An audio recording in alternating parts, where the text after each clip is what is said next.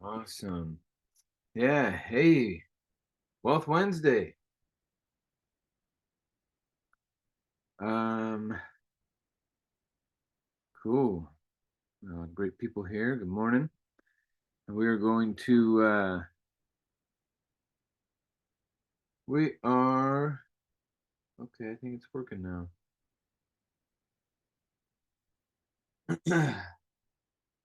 So, let me make sure my do not disturb here. Cool. Okay. Well, I may have to turn my camera off for bandwidth.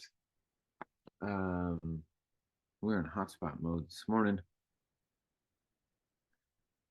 And we got to adjust. Right. Supposedly there was a tornado in my area last night. I didn't see it. We barely off, and now the internet's not working. So thank goodness for hotspots. And if the internet doesn't come back on, I'll bust out the Starlink. Because baby, we gotta have backups. Remember, two is one and one is none. So always have a backup. But like I said in the text going out earlier, we're going to go over funding part two because we didn't get to finish that on Monday. So that'll be a good exercise in helping people find the funds. And for those of you who have Daine's phone number, shoot him a message. Tell him congrats on the baby, or Paige as well if you have her number too. I mean, I guess she's the one that did most of the work, right? So anyway, congrats to them. Exciting times. So you got me today. Let's talk about it. Um, just real quick. Let's just test this bandwidth. How are we doing? Okay, so no change to the leaderboard today. So we'll get the update tomorrow. But congrats to everybody in the top 10. Well done. We got the calendar of events. So tomorrow night, we got a big shindig, one of the biggest. So make sure you are taking advantage of all the live events in your area. This is one thing that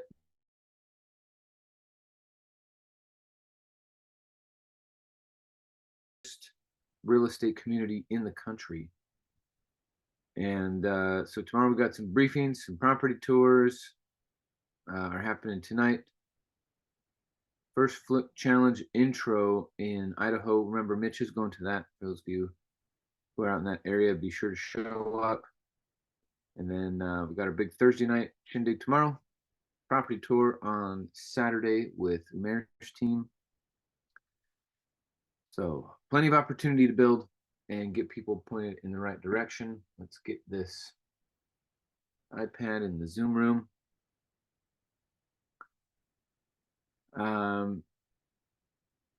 While this is getting loaded up, I know a bunch of you joined the training call. We got a lot of feedback about Bill's workshop yesterday. He was telling us all about his experience. But how was it for you guys with Umair and watching his class unfold? I want to get a little bit of feedback from that so that we can improve the next one. But yeah, how was the mobile home park class last Friday? Hi, Michael. Good morning. Good morning. Yeah, I was watching, but I couldn't watch the whole thing. So, but what I was able to watch because I was working also. Well, same with Thursday, and it was awesome. Yeah, it was really awesome. You know how he was basically giving his whole process. That was really great. So he wasn't holding back, and I don't, I haven't really bought any mobile home, and but it's not impossible. I mean, it's definitely, I can see how he can make money on that. So that was awesome. I can't wait to watch the recording, when it comes out. Yeah, definitely. Yeah, yeah, and he crushed it. I mean, is I mean those Bill and Omer, I mean, they were. they were awesome. I mean, I just love those two. Cool. Well, thanks for the feedback. Yeah, Anybody else? yes. Yeah, so And from what I yeah, watched, oh yeah, okay. and quick question. Quick question. I don't know if you guys are having problems with the classes. I was watching. Actually, I was watching the Patrick Monson yesterday, last night, and or actually yesterday, a little bit yesterday, and I couldn't forward. Are you guys having problem with that? I have to go back out. I tried to get the cursor to to go forward, and then it would go forward, but it won't play. So I don't know if anybody's having trouble that before I call corporate. Yes, I am having the same problem for a while now. I've also Okay. had the same issue, but I find if you make it full screen and then make it small again, it'll play. Oh, really? Oh, okay. Nice. Yep. And All right. Aaron, Well, he's thanks got it for too. the feedback because sometimes I'm like yesterday I was working. While I was working, I just have it in the background because I watched the filming of Patrick Monson, but I wanted to refresh that being um now that Mark Holder's classes are not there, so I wanted to listen to it, and that's what I was experiencing. Well, it sounds like plenty of other people are. So maybe when you Hmm. put in your request with corporate, let them know like, hey, there's multiple people having this challenge. Yeah. Let's see if we Okay. can get it fixed today. Right. Yeah, because I mean, yeah, you can do the big one, but then you can't work in your computer. So, yeah. So, all right, great. Thank you. Okay, thanks, Gilda. Anthony, GM. GM everyone. So I thought Yumi's class was really good.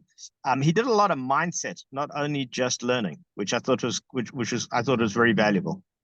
He didn't just make it boring. Bad word.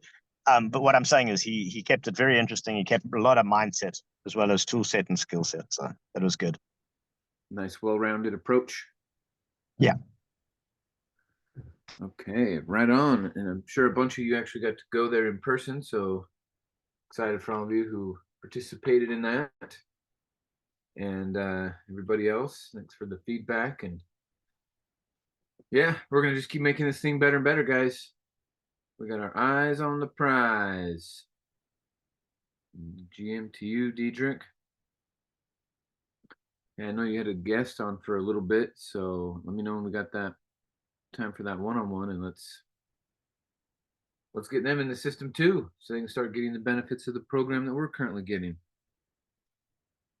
Okay, so let's jump back into the funding conversation now. I'm going to put my iPad here. And all right, that's how to do. Starting the broadcast.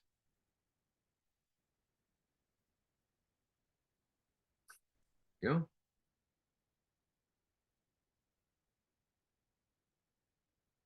GM. All right, you guys remember my pants drawing from last time?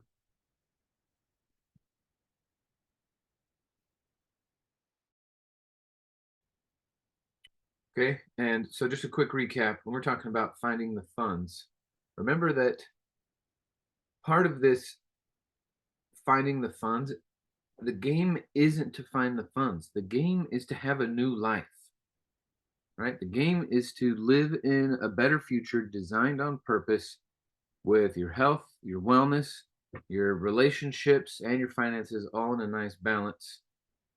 And in order to create a map about how to get there, we need to know where we currently are. So when we're sitting down and having that conversation and we pull up a piece of paper with our new guest, one of the important exercises is where do you want to be in 5 years? And so we'll write that at the top of the sheet to keep them emotionally charged on the goal, because we're going to go over a few of their numbers, and sometimes they get super embarrassed, especially if you're 35 or 40 in America and you are penniless. you screwed up. So, people don't like to talk about that. And it's your job to help them bridge the gap between where they are now, okay, and where they want to be. So we're going to say there's no judgment here. We just need to know where you are so we can make a map about where to go.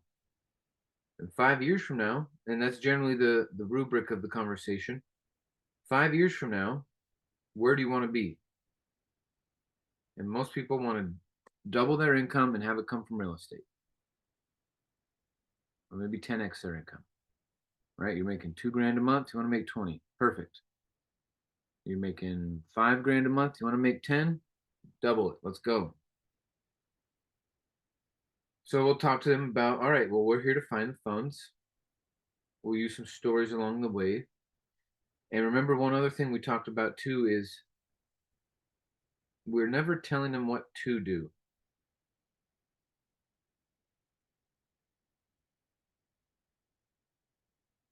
Okay, that's a thing. Never tell them what to do.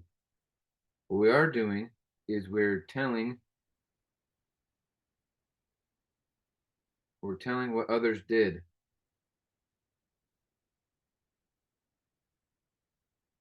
To succeed. Okay, so we're sharing stories about what others did. Tell what others did to succeed, but never tell them what to do. So, simple example is we've had a lot of students go to Mountain America Credit Union to get a HELOC. Never say, go to Mountain America Credit Union to get a HELOC. Say a lot of people went to Credit Nerds to get their funding for their new business. But don't say go to Credit Nerds. A lot of people use their 401k. And just tell the story. Okay, so next. So now that we know where they are and where they want to go, then we're going to talk about on their first two numbers, they're checking in their savings. And we're going to tell them, we're going to do our 99% of the time, we can find the funds without having to touch these two numbers so that next week, next month, whatever you had planned for your finances is still going to go uninterrupted. So that was one, then two, and then three was about HELOC, four was about 401ks, where you could borrow from yourself. One other thing I wanted to touch on with 401ks that some people don't talk about is, let's say as like less than $5,000 in their 401k. Right, so they could pull out $2,500 and pay cash for their essentials.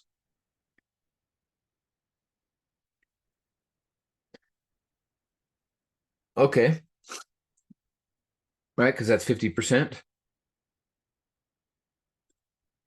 But what I've also seen people do is they will just do a complete cash out. Okay, now what happens in this case is there'll be a 10% fee. Now in the 401k world, they're going to call it a penalty, and they're going to use a bigger word to try to scare people. A 10% penalty. It's a fee. It's a convenience fee more than anything, but they're going to call it a penalty to try to scare you. Oh, I don't want a penalty. Yeah, you did something wrong with the penalty. Yeah, right. I just moved some money. There's a 10% fee to move this money, okay? The cash out. So that's part one. The other part of doing the cash out is that amount will be added to your taxes.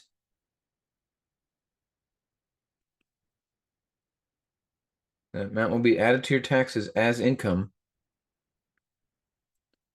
and you'll have to pay taxes on that income. Okay, it'll be added as income. So if you're making 30 grand a year, you cash this out, then on your taxes, it look like you made 35 grand that year. Not a big deal. but there will be a 10% fee. So in this case, if someone went down this route, 5,000 minus 500 for the fee, they now have 4,500 in their hand. Now they're going to have to pay taxes on that 4,500 because they didn't pay taxes on it when they put it in their 401k. Remember, anything that comes out of a 401k is going to be taxed. Anything that goes in is a tax write-off. But now, this 4,500 is the equivalent of the down payment for the extreme.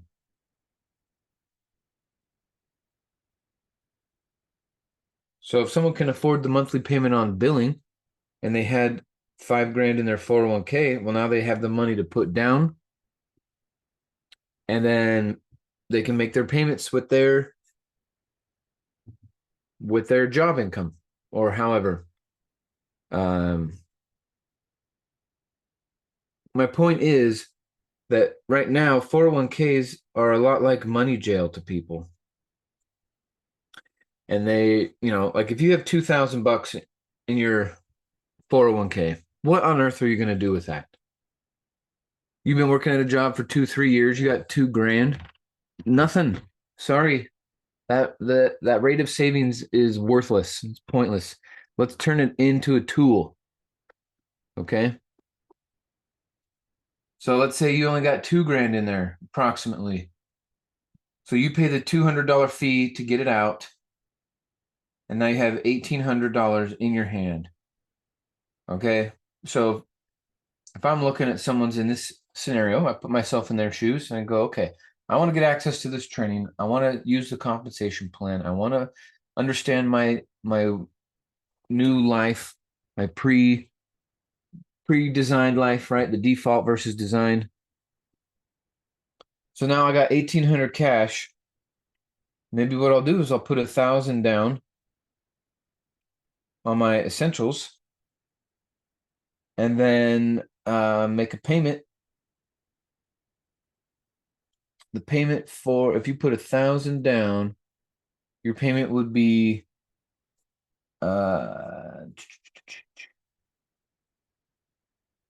payment would be 2018.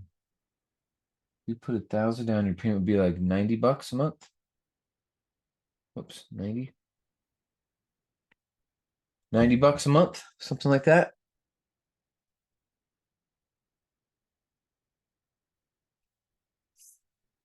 And then that 800 can pay, 7 months or so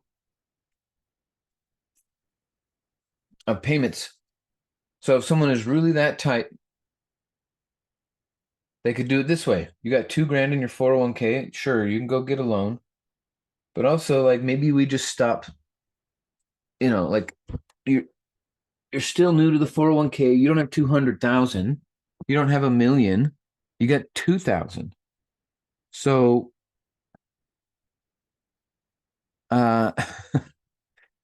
convert this capital into knowledge and get to work. Convert this capital into knowledge and get to work, because that capital trying to work for you as is not going to work. By the time they print the money and they inflate it all away, your 2,000 is going to be worthless. So convert it into knowledge instead. Now, maybe someone puts the whole 1,800 down and they financed or put the billing on the rest, and then they got a $40 a month payment.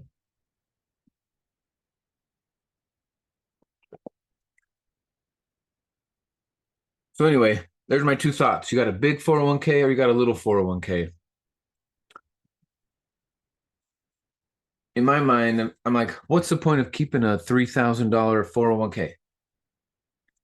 Wouldn't it be more beneficial to your life to have it in your control and whatever fee you have to pay?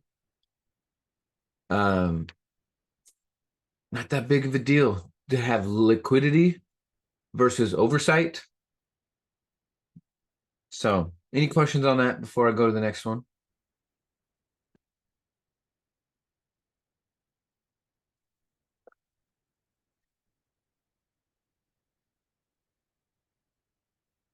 I also used the example yesterday of Mike, who had 60,000 in his 401k, went and got a loan for 30,000, paid cash for his extreme, put the difference in his checking account, and made payments for several months.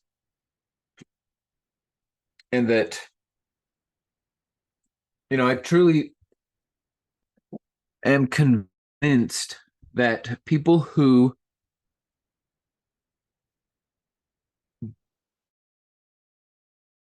%30 of what's in the essentials, not even half, but let's say they're only doing 30% of what's in the essentials program. Well, most of the stuff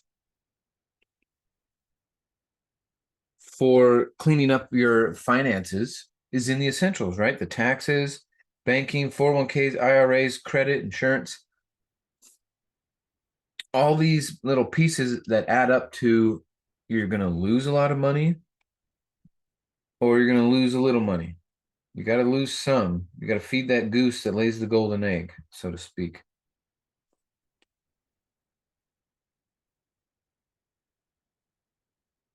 But when we're looking at someone who wants to join the program and they're like, well, I don't know, $100 a month is like my max. Like, okay, $100 is your max. First of all, you're still answering the question from this slice. You're trying to think, well, after I pay my taxes and after I pay the bank, and after I pay this and this and this, there's $100. The thing about this new way of thinking is you could do it pre-tax. And you keep using post-tax money, it's way harder. But the IRS has incentivized entrepreneurs to use pre-tax money instead of post-tax money. So there's a limit to this type of thinking. So what if we started getting some of the costs covered through a rearrangement of the you're doing? Got to be a complete revolution. There's no way you're going to win the finance over the next 10 years and be stuck in this world. The ratio, the odds are against you.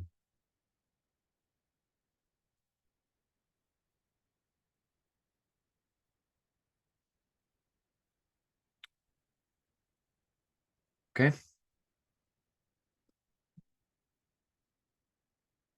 All right, just checking the chat. Money jail.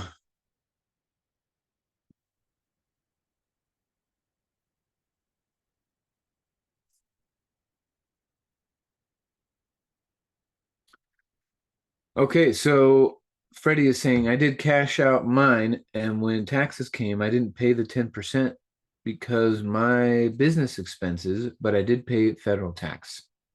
Right, so there you go. So it's not just a rumor now, you know a guy who's done it.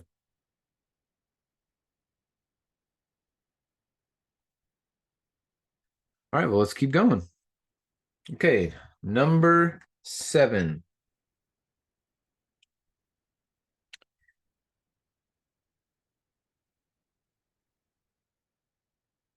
All right, so we talked about checking, savings, HELOC, 401k, IRA, credit cards.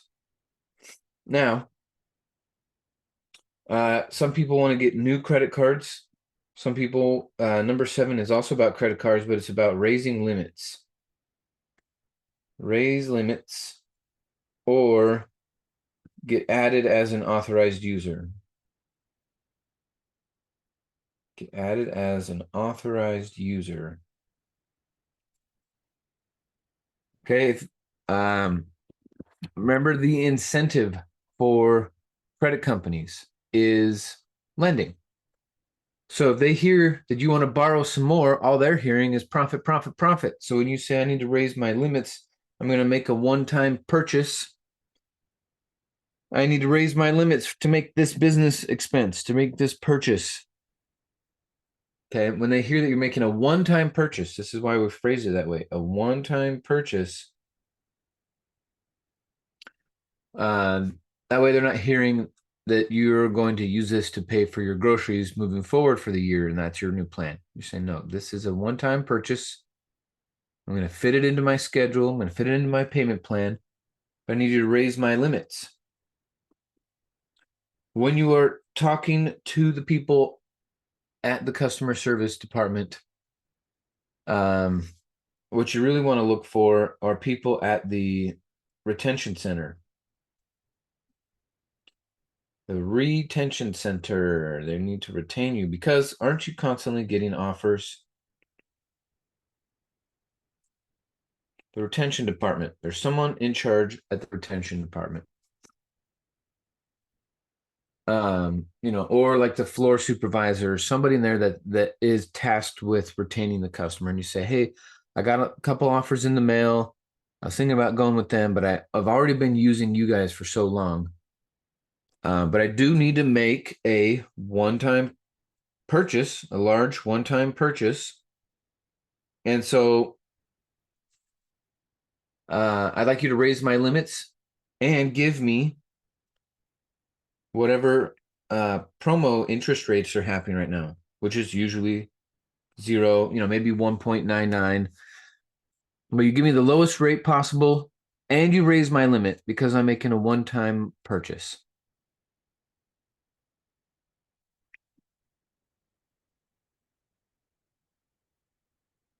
Okay, and that manager, usually if you call a regular random customer service agent, they might be authorized to raise your limit $1,000. But if you're trying to raise it 10, 20, 30,000, you're going to need a manager. So just ask for the manager anyway. Then you're going to say, raise my limits and give me whatever promo deal you have going on right now that everyone else gets access to. Go ahead and give that to me, right? You're offering 0% for new customers. Well, hey, I'm a tried and true customer, so give me the 0% also. And raise my limits. I'll go make my one-time large purchase, and we'll all get what we want. Now, when I first got started, my shortcut was I went on as an authorized user.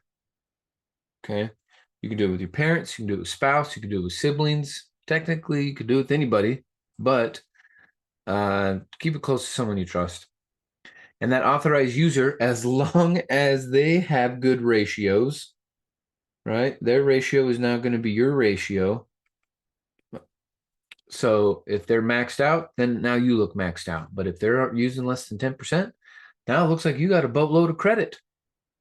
So you still have to give it 30 to 60 days, right? You got to wait a cycle for this stuff to report onto your credit. And then you can go to a new bank and say, hey, I've got 50,000 in credit. I need another 50. Or I got 20. I need another 20. Because you've been authorized on someone else's card.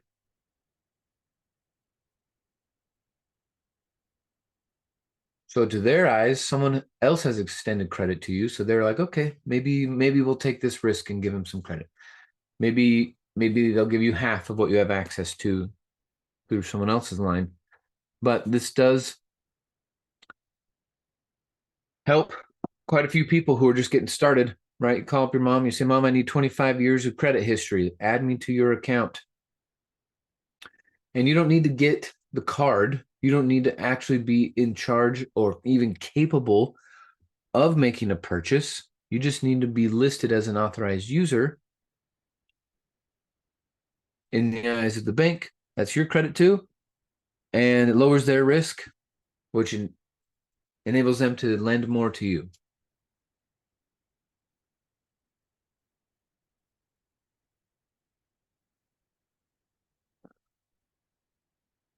Sweet. So I'm just reading Steve's comment right now, and he says, using what I learned from the essentials, I fixed my credit with the nerds, got access to some high limit credit cards, and use those cards to pay for my combo. Twitter. GM to that.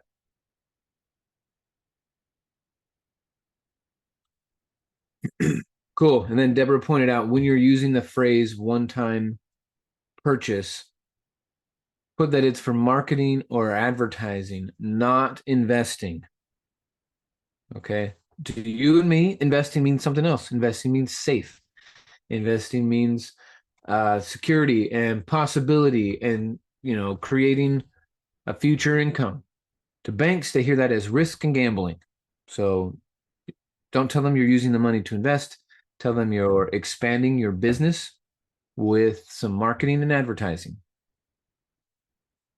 which, I mean, you are in a way as well. Right? We're not asking you to lie, not asking you to make anything up. It's just how you word it is important. Okay, so there's a couple ideas for you. I know some of you are like, oh, I don't want to put the 10 or 20 grand. Let's say you only got 10 grand left on your cards. You got 20 available. Sorry, you got a 20 limit. You've used 10, you got 10 available. Instead of maxing that out, that person can call in and say, hey, raise my limits. Raise me to 30. I already got 20. Raise me up to 30. Raise me up to 40. I got a one-time large purchase I'm going to be making for my business to expand. We're going to make some more money, but I'd like to use you instead of your competitor. And so sometimes you're going to remember, you're telling your customer what worked for others in the past. So then you're going to give them this assignment. I don't know if we could say give them an assignment, tell them what to do, but in a way, make it clear to them that if they have 2, 3, 4 cards that they're barely using, to go and raise the limits on all of those. Okay, next. Just move these out of the way here.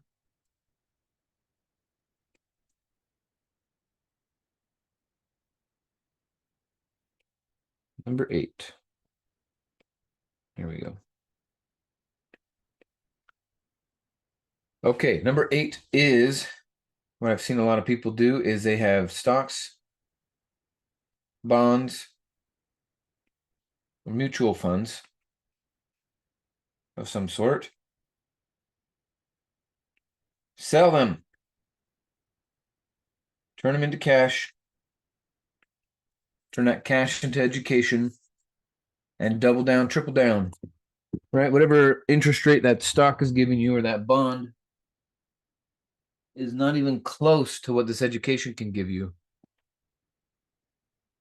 So I'll see some people, they're like, oh, I have no money, but they got a 30 grand in a stock portfolio. Okay. But it's only paying you 7, 8%. How about we turn that into education and you give yourself 1,000% based off of your work and your education and your capacity? Number 9, life insurance. Life insurance. There's whole.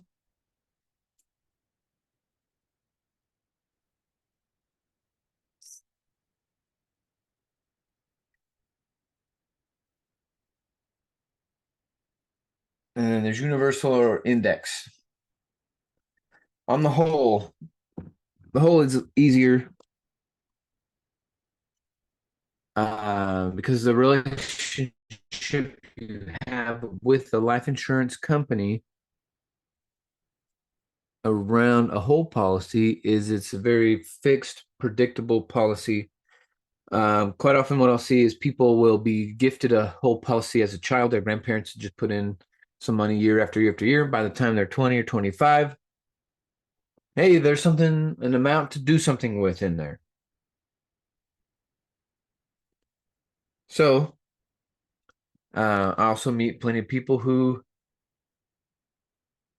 have been saving it up for themselves. And that's what I did to buy a big piece of land. Was I started a whole policy a decade ago and been contributing to it, and then I used it to buy our land. So the cool thing about whole is what you'll look for is the cash value. So the longer these policies go, the bigger the spread between the payment and the value of the payment. So let's say there's now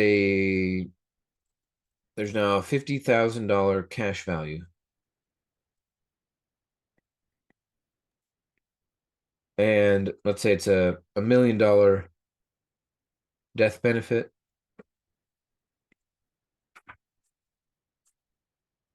Well, here's the cool thing. The cool thing about cash value is you can borrow 100% of it without authorization. No one needs to tell you yes or no. It's usually within 48 hours. There's a check on the way to your checking account. Now, same deal like the 401k. You do have to pay it back. At least that's the plan. The schedule is that you pay it back. But technically, you don't have to. It will change your growth ratios if you don't. But it depends on you. I mean, if your real estate's going to now grow faster than your life insurance plan was, then get to it with your real estate. But you don't have to pay it back.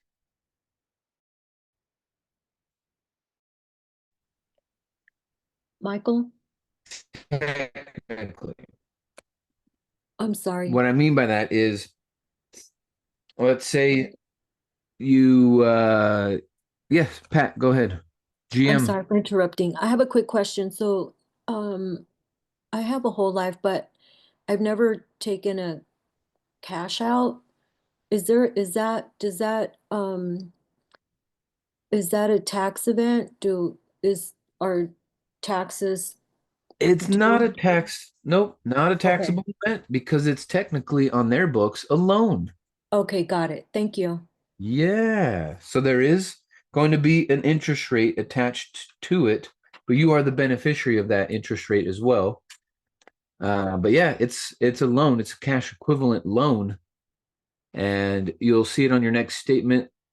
You took a loan from yourself, but the dividends or the depending on how you have it set up, usually the dividends can make the minimum premium payment for you. But yeah, not a taxable event, which is one reason why we like it. And we got a whole accelerate your wealth class around this idea of whole policies, index policies, and yeah, lots of freedom coming from life insurance companies. In fact, some of these that have been around for 100, 150, 180 years, and they've paid out a dividend that entire time through Great Depressions and world recessions. They're still some of the most profitable, unshakable companies. They've been around longer than the IRS, so they actually had an influence on IRS codes when they were made. And so one of those is the ability to take these loans out and not be taxed, not be in the IRS hands. So let's say you die while that loan is still out, the death benefit will cover it. So then there'll just be a payout of $950 in this scenario. So your death benefit can actually pay back your loan decades from now when you die, and you can have the money in your hand right now.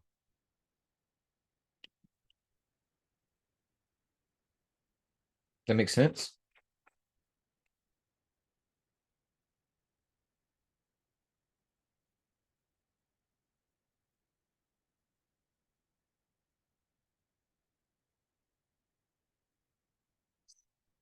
Freddie's asking if there's a insurance company that we recommend. What I would say is look at the top 5. Look at the top 5 largest companies with the longest payout streaks. That's going to be because now that they've gotten so big and they've learned best practices from each other, they're now very similar. Like the top 5, maybe top 10, but for sure the top 5. And then the other thing about when you're setting yours up, because maybe you want to use it now, you already got your combo and you want to start using one of these policies. Just remember when you're looking it up that one of the biggest expenses up front is going to be the agent commission more than anything. It's going to be your biggest variable. And so make sure that the agent commission does not exceed 3 years. Okay, if by the 3rd year you're putting in premiums and making payments, after 3 years, that agent commission needs to fall off, if not before that. Okay, on the ones that I got, it was 2 years. But we were aggressive. We did multiple policies and we did some negotiating. So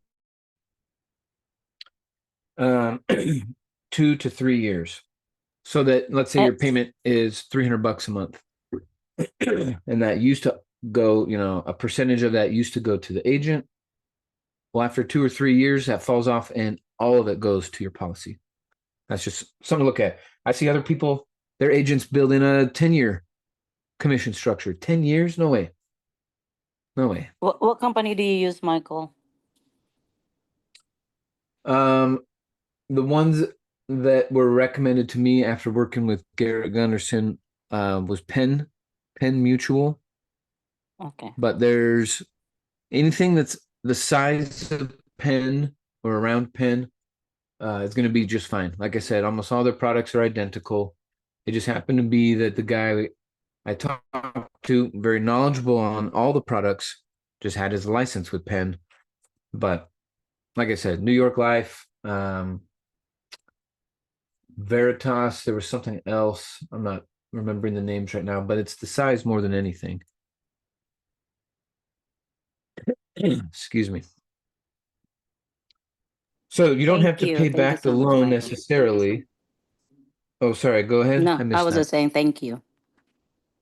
Oh, yep. Deborah just put in there Southern One Lafayette. Yep, that's a good one too.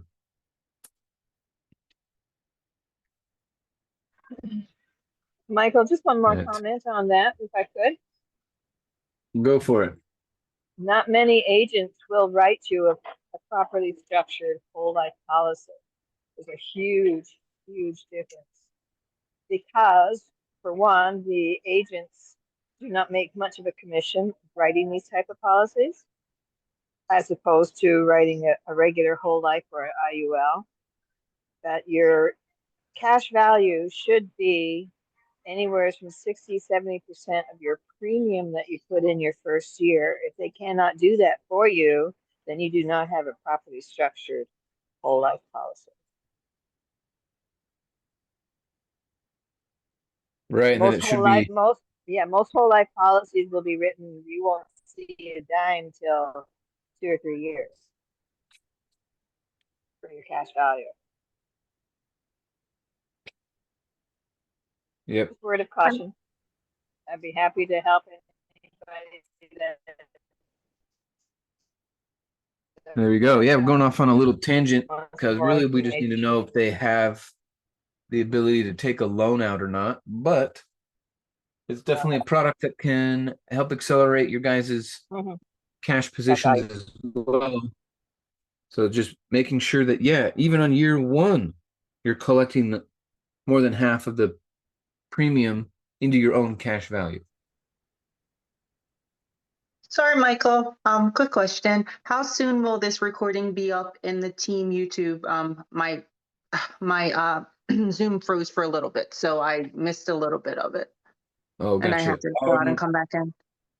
Sometimes we get it done same day. Sometimes it's by the weekend. We'll get it uploaded. Okay, perfect. Thank you. Yeah.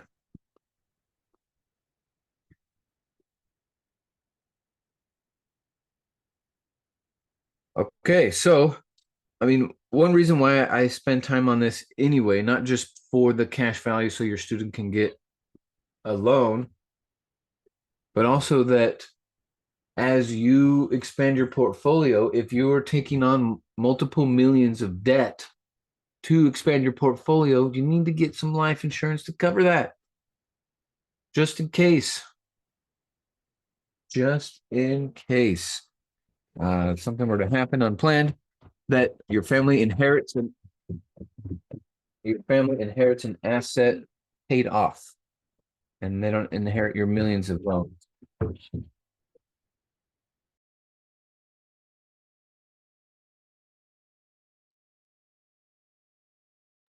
Okay. Be responsible. Be responsible. Okay. At the very minimum, get term to cover all of your debts. I mean, you could You get millions of dollars worth of insurance on policy, just in case. The more you have it paid off, the less you need the life insurance. But regardless, you're all going to end up getting it because you're going to take the class. Number 10, I have seen people sell stuff. What I mean by that is I've seen them sell cars or guns, TVs, pool tables, boats, motorcycles. Okay, sell stuff. Why do you have these things that have charged dollar amounts in there, but they're not adding to your life? Sell them, liquidate them, turn them into cash, and then buy your education. And then guess what? Once you're smarter, you could go back if you really wanted that boat or that motorcycle, go back after you're educated and have the business buy it and get a tax write-off for it and set it up correctly. But for now, it might be better use in your life to turn it into cash, to turn it into education. So you can make better informed decisions for decades to come. So sell stuff. And if someone is trying to make a claim that they don't have $2,000 worth of junk sitting around their house, you might be talking to the wrong person.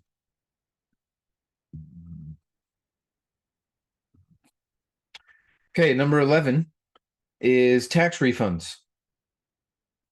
Depending on what time of year, a lot of people have already adjusted their life to live off of what comes in and goes out. Then the refund is just a bonus in their life, even though it's not really a bonus if you follow the money.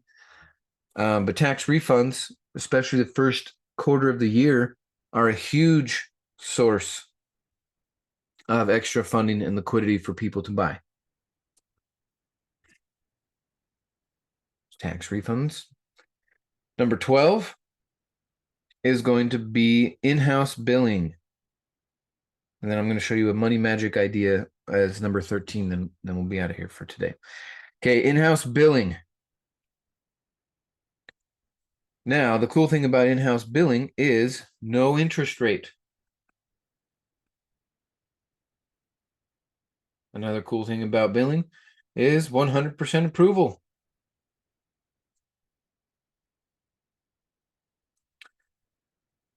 The other great thing about in-house billing is our customer service department handles it. The customer service department handles it just fine. They don't need to go qualify for anything. We don't have to send them to another person to talk to someone else and then come back to us. It's all in-house. It's all right there. Now, with this choice, if your customer decides to use in-house billing, they are going to lose the cash discount.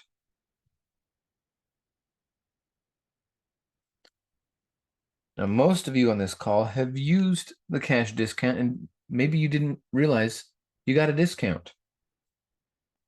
Because the retail price, for example, of the Extreme Plus combo, the Epics, the retail price is $34,991. And if you pay cash, you get it down to $25,991. This is the cash discount. Okay. And the retail essentials is 30. What is it? 3147. And the cash discount is 2237. So in here it's a $9,000 discount, and over here the discount is, I believe, 910. Am I doing my math right? $910. Still a really healthy discount. Excuse me. If someone is going to do in-house billing, these are their prices for their packages. They are paying retail. Okay, you can pay it over time. Over here, you get 48 months to pay it. Over here, you get 18 months to pay it. Okay, so you lose the discount, no big deal,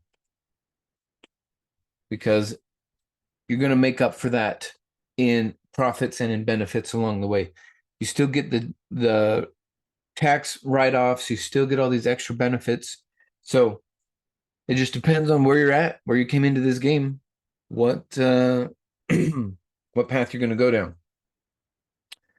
The down payment requirement is $4,600 plus $600 a month. Okay.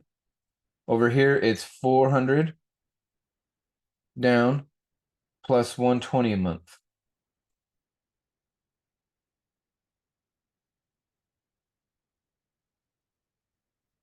So at a bare minimum, you got to be dropping 400. Go sell something.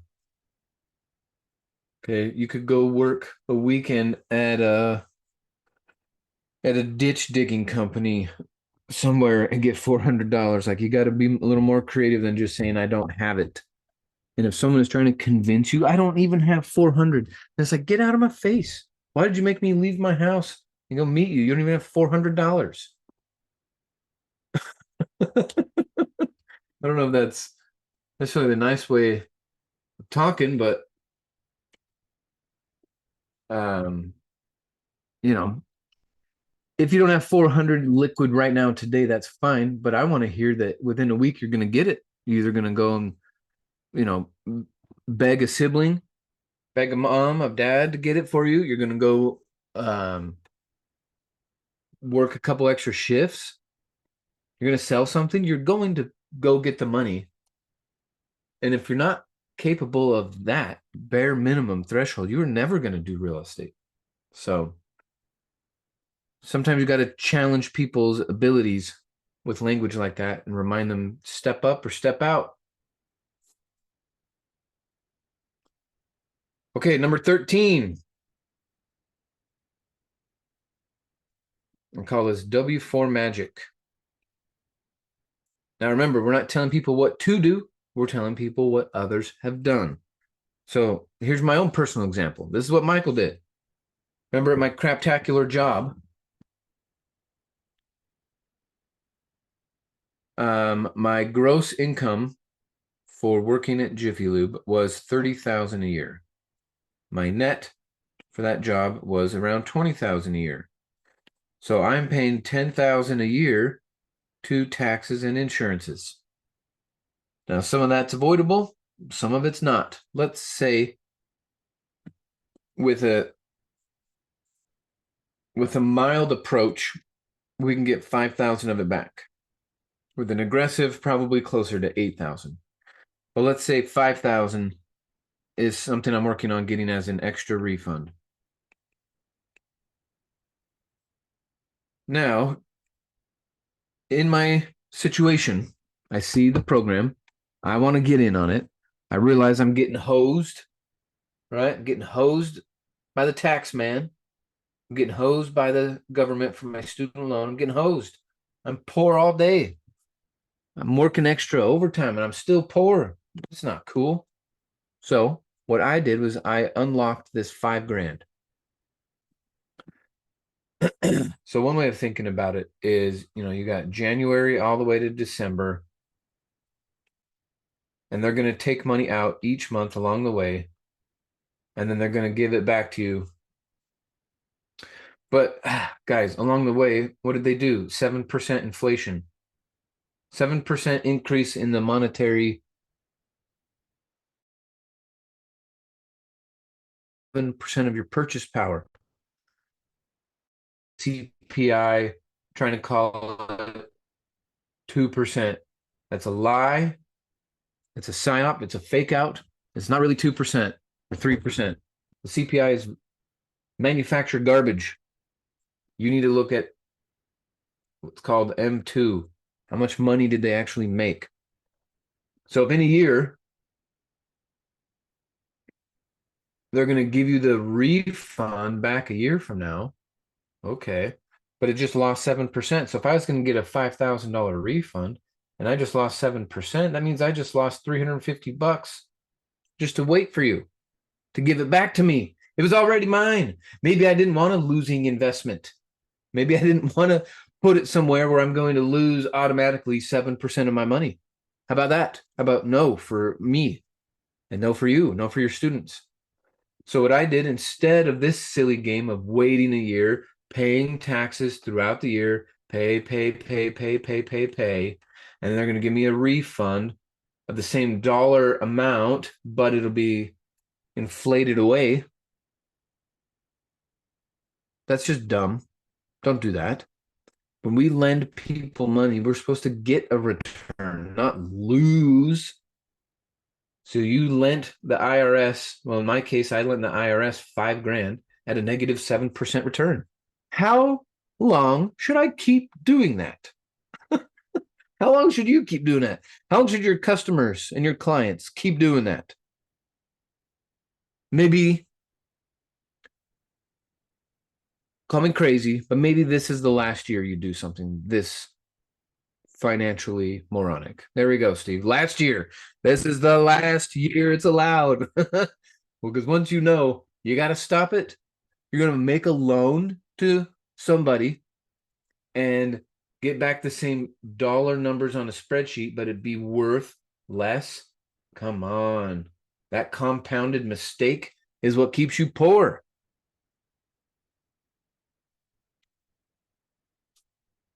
So what I did is I went to HR at my old job and I said, give me a new W-4. Give me a new W-4 form. And what I did was I changed my dependents to 9.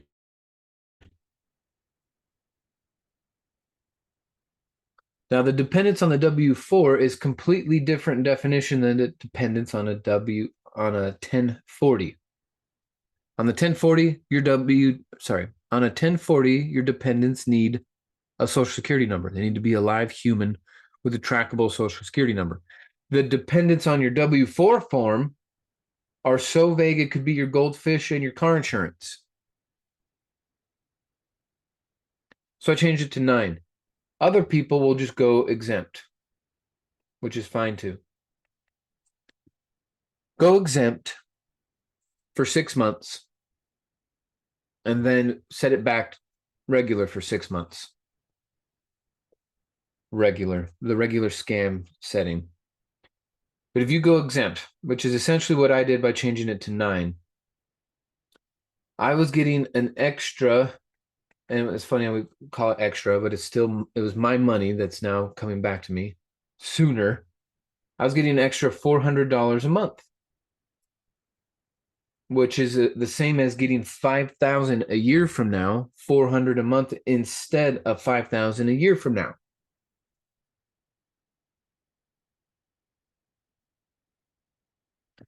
And with that extra monthly liquidity, I could pay for bills. I could pay for my OES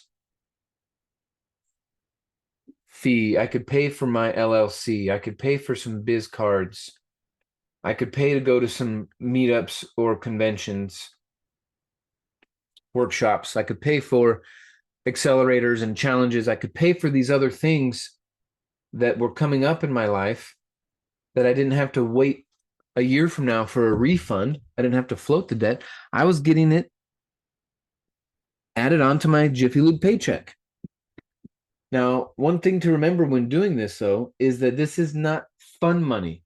This has to be 100% legitimate tax write-offs that you're spending this money on in order to make it wash out at the end of the year. Any of that money that you're using, you must be on write-offs.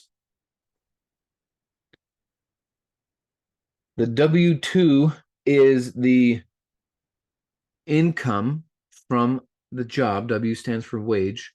The W-4 is a form associated with your W-2 job that basically tells the HR, their internal department, how many withholdings to file on your behalf. There's nothing requiring you to pay the IRS monthly. It's a yearly thing. They're paying you monthly or they're charging you monthly because most people have bad habits and no self-discipline.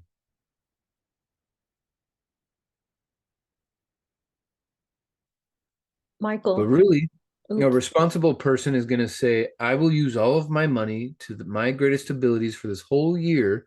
I will track it. And at the end of the year, we will square up with the IRS. You think I owe you this. I think I owe you that. We'll look at the books. We'll get squared away. And I'll write you a check at the end of the year for what I owe you. You won't take the money from me all year and give me some refund that you would inflate it away. It's garbage. Miss Pat, go ahead. Thank you, Michael. So just to clarify, did you say the W-2 form does not require social security numbers? The W-4. Yeah. The W-4 form. Yeah. Dependents that are on a W-4 are different than the dependents that are on the 1040. Right. But do you require social security numbers for that form? Not on the W-4, no. Oh, awesome. Thanks. On the W-4, it's a what. On the 1040, it's a who.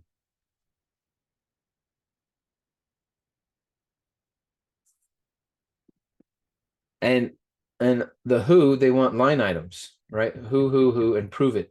On the W-4, it's so flexible. This month you can make it 9. Next month you could make it 2. Next month you can make it 13. Then you can make it 0. Because it's not something you file with the IRS. It's something you file with HR. And to be clear, for those of you who are thinking about doing this, HR cannot tell you no. Technically, they can't even ask you why. It's a violation of your privacy. Now, because the HR person at my job I had a relationship with, I didn't say none of your business, which I could have. I said to help my family, which is the truth. If she said, why are you doing this? I said to help my family. So you don't need to, justify or explain it any further than that.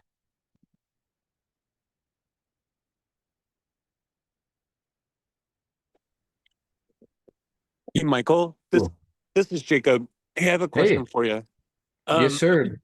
So just as a general strategy, I mean, like, I know you're kind of framing this in terms of write-offs and things like that, but you could take the money that they're not withholding monthly and even just keep it in like a high yield savings account or something like that, right? And then you would profit off that and then basically pay the IRS at the end of the year.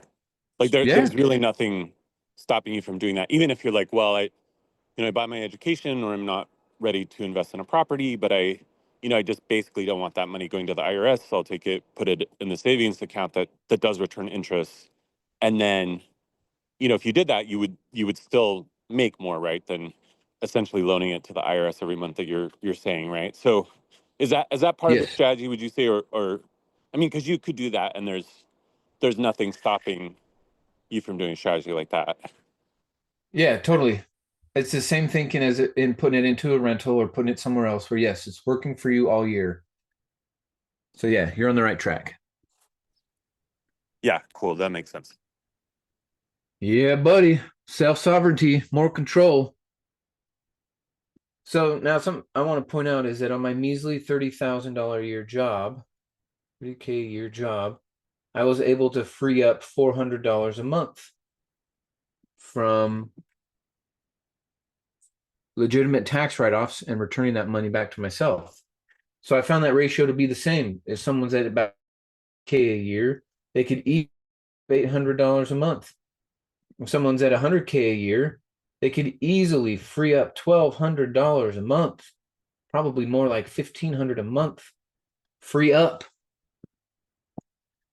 So free up means instead of it going out to the IRS, it's going out to business operations. It's still going to go out.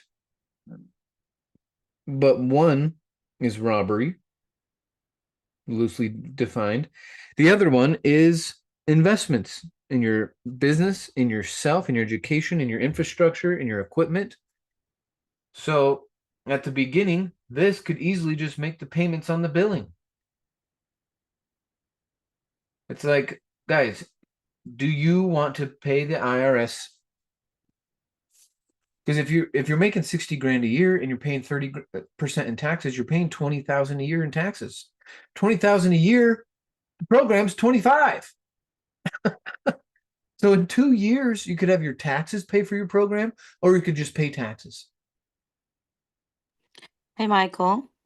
Hi, Gilda. Yeah, I just want to, add something on there, like when you're doing that, because if a lot of us are doing extensions, filing, so you don't file it up until, for corporations, it would be September 15 and October for personal.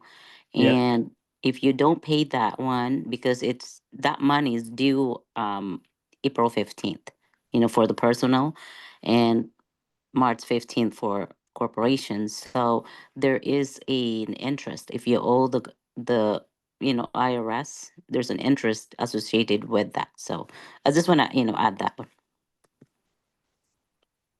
Yes, pay your Just taxes. Don't avoid your taxes. Follow the schedule. Do everything that's laid out for you, but just don't be fooled into thinking that you have to do it the default way. But there right. are dates, like Gilda is saying, pay attention to the dates or you're going to pay. Right, exactly. So like in your case, you can take out all those 5,000 and not being withheld from your 1 year, but then pay that one April 15th because that's when it's due.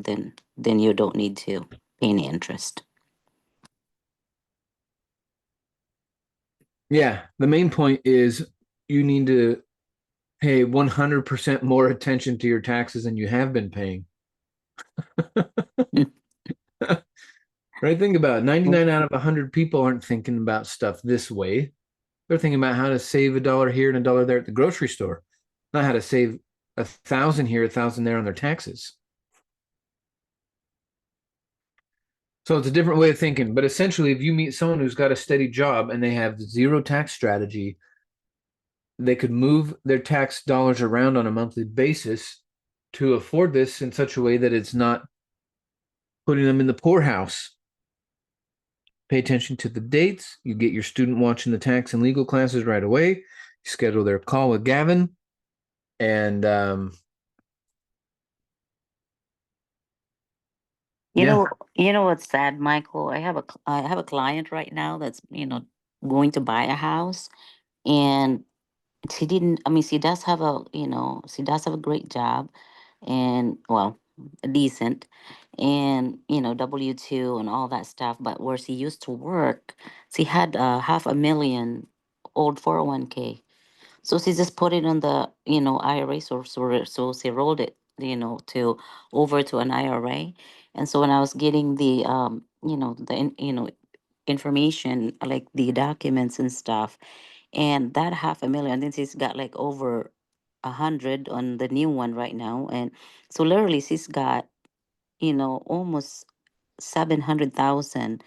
And the sad part of it though, the earnings that she got, where her money is, she made, for that over 500,000, she made um $3,000 for the last for I think it was like half year.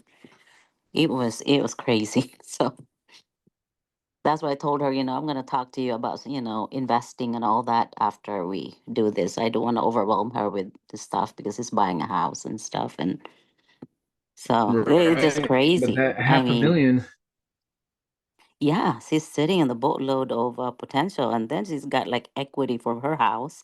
That's like, man, and but it's the way she thinks. I'm like, oh yeah, it's just sitting there. I'm not even, when I talked to her the first time, it's like, I'm not even sure how much it is, but I think I have this much, So up until she just they don't really pay attention to how much, they have, because they just let it sit there. But it just, it broke my heart when I saw that, as like, for that much money, she could be making so much, even if she just lends it to, you know, like an investors like one of us, and be able to pay her even with the 5%. She'll be making a lot more money than 3,000. Yeah, it was Yep. crazy. But Yep, she's getting ripped off. yes, absolutely. Sad, but anyway, Okay, so thank you. yeah, I mean, it's a good lesson and a good warning. What happens if you don't take control? You're just going to get ripped off, and other people are going to make more money than you off of your own money. So, how you wrap this conversation? Maybe you have way less tangents and rants than me as you're going through. Try to do this in 30 to 45 minutes. When you are sitting down with them at the coffee shop or whatever. You're going to go through it. You're going to find the money. Maybe it's number 1, maybe it's number 2, maybe it's number 7, whatever it is. You're going to find it, and you're going to say, all right, now your next steps are, we're going to stay focused on this vision that we have for ourselves. Okay. And you're going to go make a vision board at home. Mandatory. People who succeed in life have visions pulling them forward. So you must put a vision board either in your living room, or maybe you put it up on the fridge so you see it every day. I put a small copy in my bathroom so I can see it several times a day. But a vision board is mandatory. If you got kids, make it an exciting process for your kids to get involved with you. If you're married, you got a significant other, then do the vision board planning with them. Okay. Where are we going to go a year from now, 5 years from now? What's the plan? Are we doing a family vacation? Are we going to go on a date nights? How much are we putting in our savings? How many pieces of real estate are we going to own? And the vision board is going to have faith, family, fitness, finance, and fun. We're going to have all the dimensions. And then number 2 is you need to name your business. So by the next time I call you, right, maybe 2 or 3 days from now, maybe you needed some time to think about your biz, but you're going to bring it into life.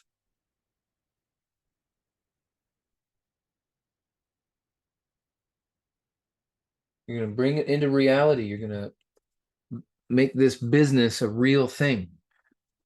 Okay, because you need to name your business so that you can market it, so that you can get a bank account, so that you can do all these things.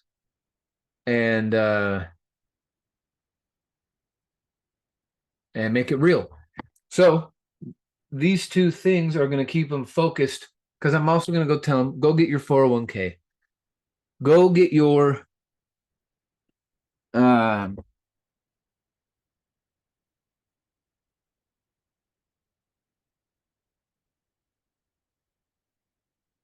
whatever it is that we told them to go get, right? Whatever they figured out. Okay, awesome. All right, well, folks, that's it for today. Got to go. Appreciate you. Wealth Wednesday, and go take some action. Review the recording. Use it. I'm telling you, the money's out there. Don't let people say they don't have it. It's there. Maybe they just need a reframe. Maybe it's in a different pocket. Maybe it's something they need to create. Maybe it's coming out of their taxes and they need to free it up. Okay.